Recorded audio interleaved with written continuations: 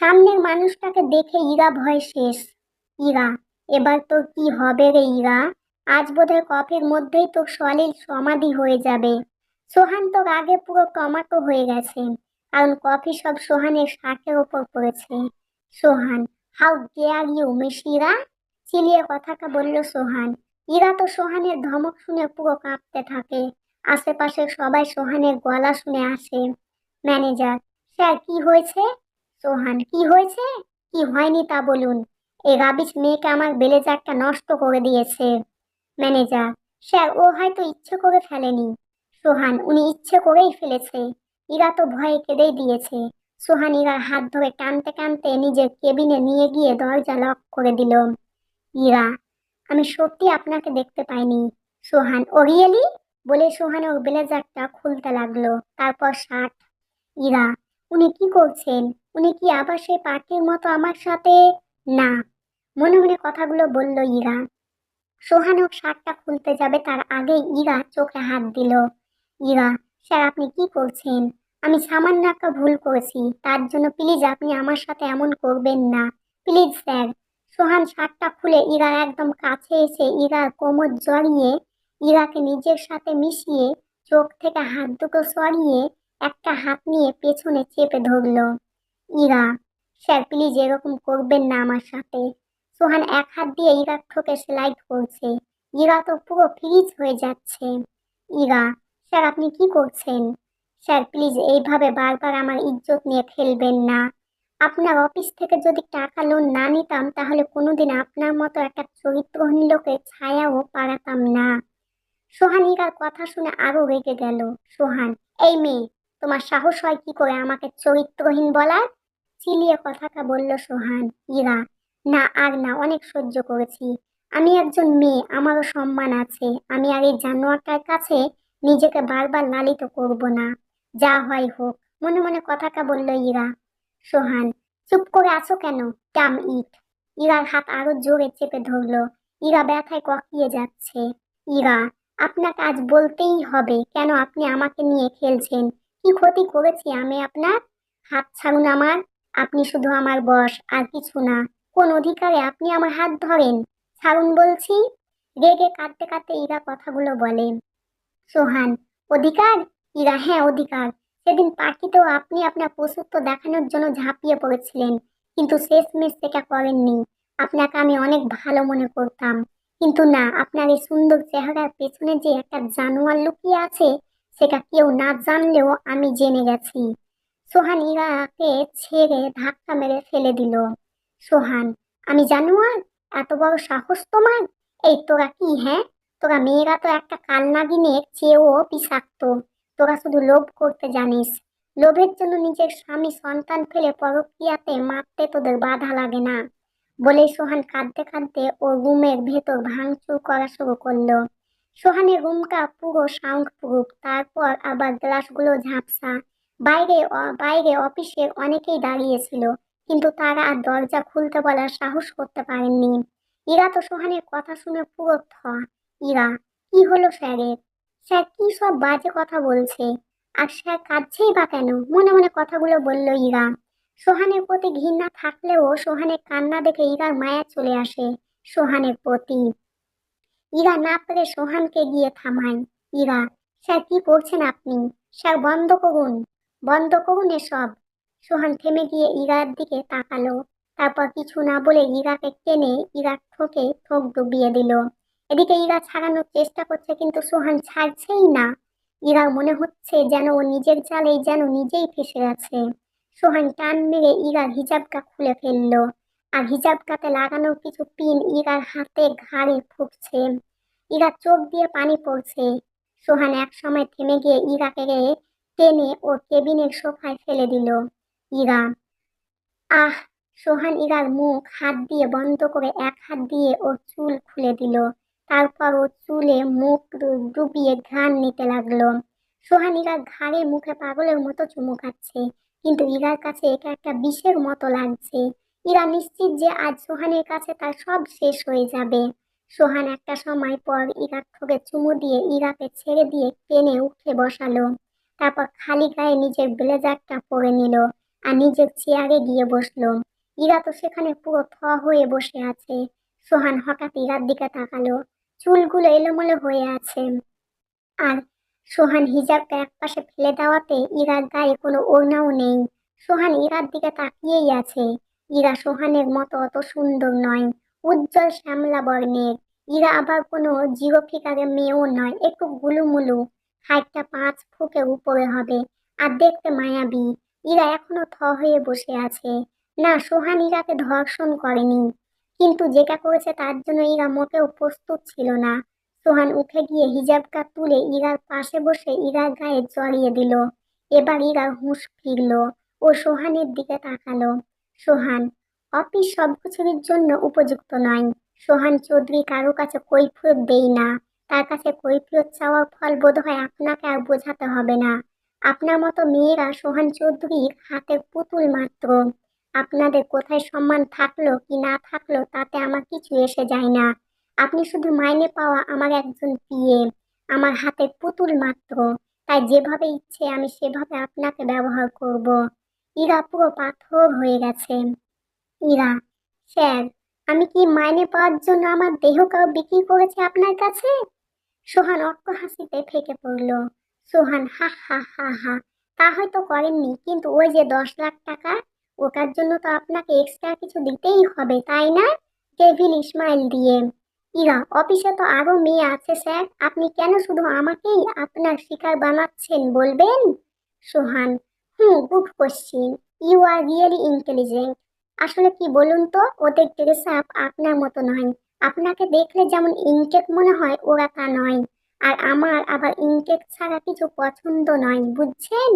ইরা সোহানের কথা শুনে সোহানের দিকে তাকিয়েই আছে, কিন্তু সোহানকে দেখে মনে হচ্ছে যেন কিছুই হয়নি। সোহান, আমি জানি আমি অনেক হ্যান্ডসাম এবং হট, তাই এভাবে আমাকে না দেখলেও চলবে।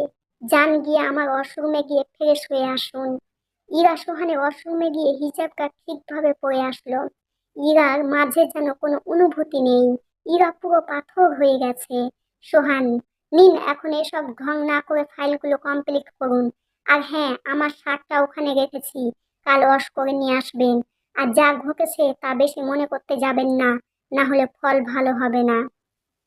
ইরা সোহানের কথা শুনে চোখের পানি মুছে কেবিন থেকে বের হয়ে গেল। সোহান তো নিজের চেয়ারে বসে মুচকি হাসছে। সোহান, মেয়েরা খারাপ হলে কি হবে, ওদের ঠোঁটের স্বাদটা সেই।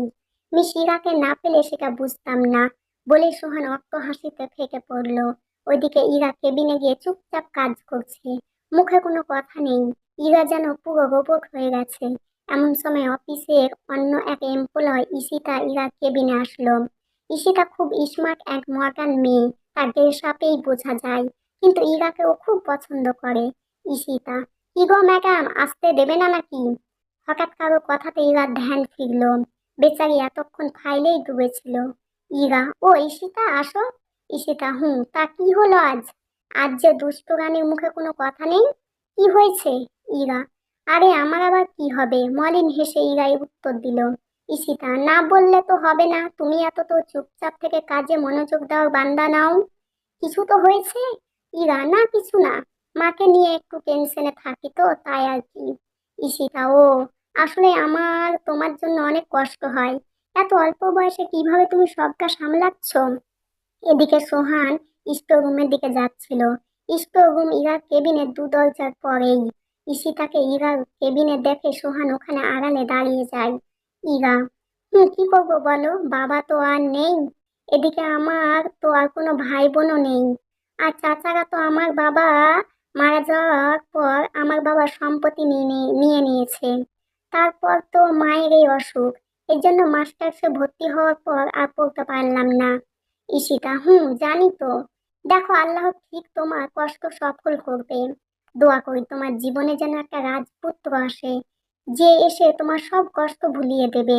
ঈশিতার কথা শুনে ইরা হেসে দিল। ঈশিতা, এইবার ঠিক আছে, হাসি ছাড়া তোমাকে মানাই না। আচ্ছা আমি বরং যাই। ইরা, ওকে। এটা বলে ঈশিতা বেরুতে গিয়ে আবার ফিরে আসলো। ইরা, কি হলো? ঈশিতা, তোমার ঠোঁট এত লাল হয়ে আছে কেন? আর মুখে এক কোণে কিসের দাগ ওটা? ঈশিতার কথা শুনে ইরা বুঝতে বাকি রইল না যে ঈশিতা কিসের কথা বলছে। একটু আগে সোহান ইরাকে কিস করার সময় ওভাবে কামড় দিয়েছে। ইরা, ও ও কিছু না, কাল একটু পড়ে গেছিলাম এই জন্য। ঈশিতা, ও ওকে বাই।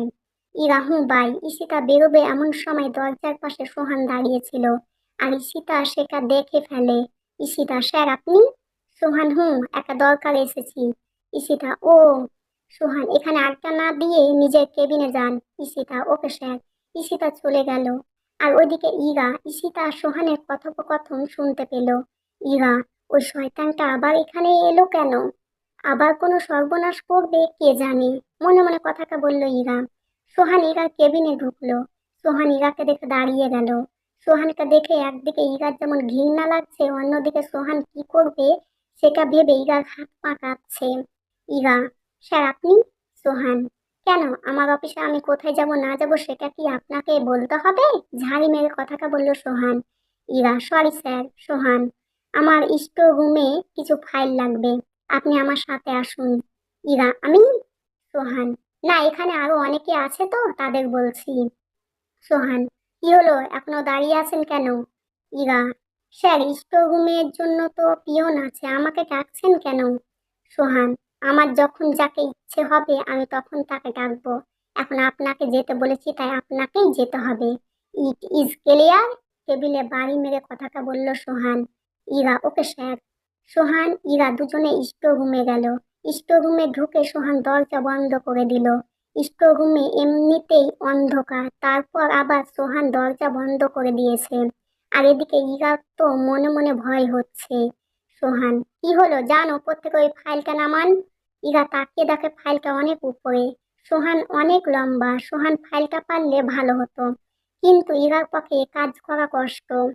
সোহান, কি হলো, এখনো দাঁড়িয়ে আছেন কেন? ইরা, স্যার অত উঁচুতে আমি। সোহান, উফ, অসহ্য। খাটো মেয়েদের এই এক সমস্যা, জাস্ট ডিসকাস্টিং। সোহানের কথা শুনে ইরা খুব রাগ হলো। ইরা, আমার মতো খাটো মেয়েদেরকে নিয়ে এতই যখন সমস্যা তখন না আনলেই পারতেন। আপনি তো সেদে আমাকে ডাকলেন। ঝাড়ি মেরে কথাটা বলল ইরা। এদিকে ইরার মুখে ঝাড়ি শুনে সোহানের রাগ উঠল। সোহান ইরাকে হ্যাঁচকা টান মেরে একটা সেলফের সাথে লাগিয়ে ইরার দুই হাত চেপে ধরলো। ইরা, আহ স্যার লাগছে। সোহান আরো জোরে ইরা হাত চেপে ধরলো। সোহান, আপনার সাহস হয় কি করে আমাকে ঝাড়ি মেরে কথা বলার? খাটো মানুষ সেটা স্বীকার করবেন না, আবার চোখ গরম দেখাচ্ছেন, তাও আবার সোহান চৌধুরীকে। দাঁতে দাঁত চেপে কথাটা বলল সোহান। সোহান ইরার হাত যেভাবে ধরেছে তাতে ইরা প্রায় কেঁদে দিল। সোহান কি মনে করে ইরাকে ছেড়ে দিল, আবার ছেড়ে দিয়ে হঠাৎ ইরার কোমর জড়িয়ে ইরাকে টেনে নিজের সাথে মিশালো। ইরা, স্যার কি করছেন? আবার কি এই ডেভিলটার শিকার হতে হবে আমাকে? আল্লাহ বাঁচাও আমাকে, মনে মনে কথাটা বলল ইরা। সোহান একদম বাজে দৃষ্টিতে ইরার দিকে তাকালো, আর ইরা সোহানের চোখ দেখে বুঝতে পারছে সোহান এখন কি করতে পারে তার সাথে। সোহান, তবে খাটো মেয়েদের অনেক গুণ আছে জানেন? ইরা ভয়ে ভয়ে সোহানের দিকে তাকালো। সোহান ওর মুখটা ইরার কানের কাছে নিয়ে গেল। সোহান, জানেন খাটো মেয়েগুলো অনেক হট হয়, ঠিক আপনার মতো। আর তাদের যখন তখন ধরে কিস করা যায়, আর তারা আটকাতেও পারে না। ডেভিল ইসমাইল দিয়ে কথাটা বলল সোহান। এদিকে সোহানের কথা শুনে ইরার বুঝতে বাকি রইল না যে সোহান কি ঘটাবে এখন ইরার সাথে। ইরা রীতিমতো কাঁপছে, কিন্তু এরপর সোহান যা করলো তার জন্য ইরা মোটেও প্রস্তুত ছিল না। ভুল করে ক্ষমার চোখে দেখবেন, ভালো লাগলে লাইক করবেন ও আমার চ্যানেলটিকে সাবস্ক্রাইব করে নেবেন।